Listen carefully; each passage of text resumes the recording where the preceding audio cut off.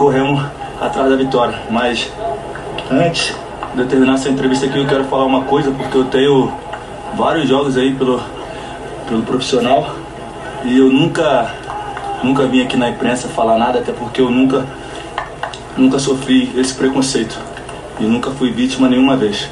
Mesmo sendo eliminado de Libertadores, Copa do Brasil, eu nunca sofri esse preconceito. Aí depois ali o mano até falou: ah, agora você é vítima, né? O Daniel Alves te atropelou e você não falou nada. Claro, porque teve respeito, eu e ele. Calma, vou te falar. O Ramires, quando a gente tomou, acho que foi o segundo gol, não lembro, o Bruno fingiu que ia chutar a bola e ele reclamou com o Bruno. Eu fui falar com ele, ele falou bem assim pra mim: cala a boca, nego.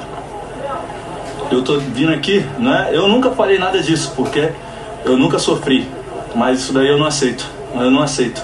E eu nunca falei esse treinador, mas o mano, ele tem que saber respeitar. Ele tem que saber respeitar. Tô vindo falar aqui em meio de todos os negros que a gente não vai ter.